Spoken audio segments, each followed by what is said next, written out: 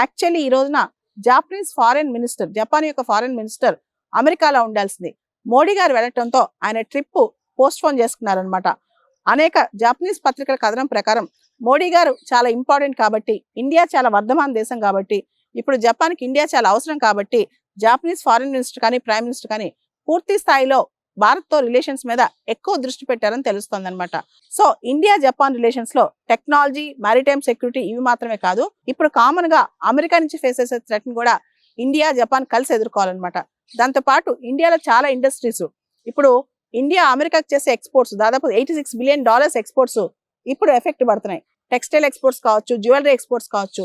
India ఇప్పుడు 40 దేశాలని, అంటే అమెరికా నష్టం వల్ల, అమెరికా వేసే టారిఫ్స్ వల్ల మన ఎక్స్పోర్టర్స్ ఎవరైతే నష్టపోతారో వాళ్ళ కోసం 40 కంట్రీస్, దాదాపు యూకే నుంచి జపాన్ దాకా 40 దేశాలను ఇండియా రీచ్ అవుట్ అవుతుంది.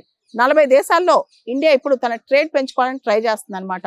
దాన్ని ఆఫ్ సెట్ చేయడం కోసం, ఏదైతే అమెరికా మనల్ని ఇబ్బంది పెడుతుందో దాన్ని ఆఫ్ సెట్ చేయడం కోసం ఇండియా చాలా కష్టపడుతుంది అనమాట. దానిలో భాగంగానే మోడీ గారు ఈరోజు జపాన్ వెళ్ళారు. 2 రోజుల పాటు జపాన్ లో ఉండే తర్వాత ఆయన చైనాకి SCO సదస్సుకు బయలుదేరతారనమాట.